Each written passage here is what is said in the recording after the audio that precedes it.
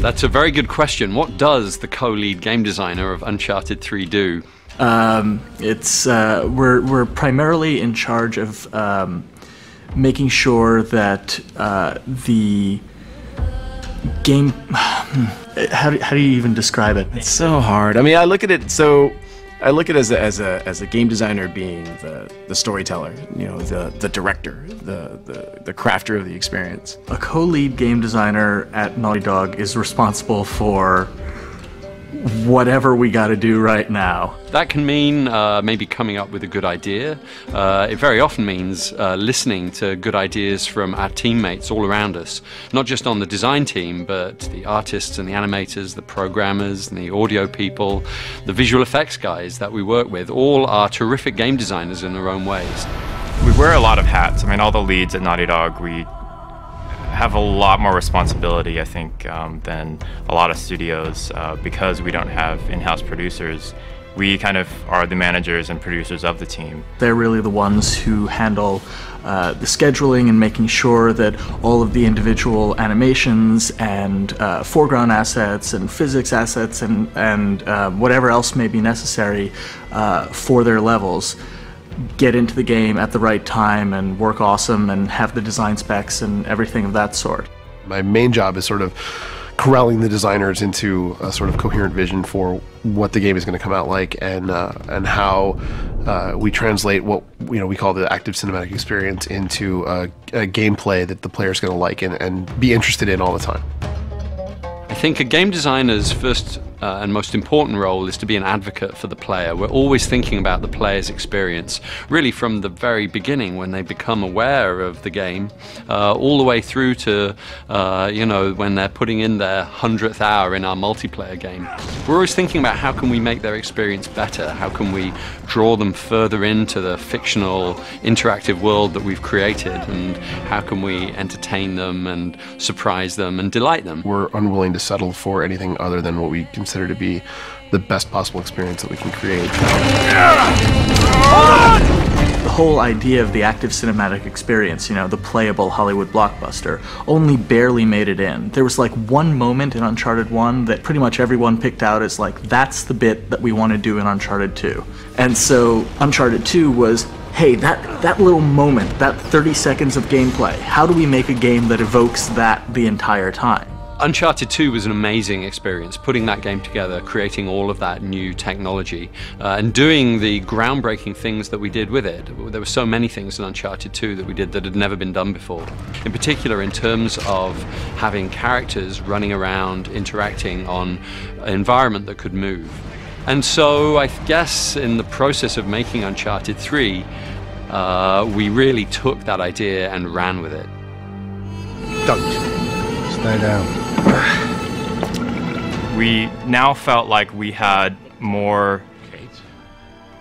freedom and time and energy to explore more of the artistic aspects of it. As storytellers, it's really important to us that the viewer is engaged with our characters. What we really put a lot of focus on, especially with Drake, is to convey thought through his body language. When he's in an environment where a tense environment, like we want him to show that. When he's relaxed, we want you to see that. And so we've been able to change the way that he moves based on his environment, based on where he's at in the story. There might be sections where Drake is just completely exhausted, and when you stop moving him, he'll just collapse to the ground, and you kind of pick him back up again, and you feel kind of like, come on, like let's go, it's just a little bit further, we can do this. And it's something that I hope the players appreciate. Suddenly we have the great majority of the technology that we need to make the type of game that we wanted to make from the beginning. And the question becomes, well, where do we go from here? Immediately we thought about desert, sand. Sand is a very big challenge technologically. It flows and moves and mounds and changes and shifts like water, but also in a more viscous way. So there are all sorts of different gameplay ideas that came from that. I see him! If we could do anything at all that we wanted to do with the same kind of technology, what could we do? And that's what's led us to think of insane things like a whole level which turns, you know, through 90 degrees at key stages of the gameplay on the sinking cruise ship. The cruise ship is one of the most technologically advanced levels I've ever worked on, and certainly I think any other company's worked on. Like, the cruise ship's being driven by a real-time wave ocean simulation that drives the animation of the ship, so it never cycles the same way twice. It feels different every time you play it. When I started the cruise ship, I was actually planning on faking most of that with animation. But then we have this awesome guy, Carlos Gonzalez here, and he was like, why would you do that? Why would you fake it with an animation when we can make you a fully procedural ocean? Nice day for a boat ride.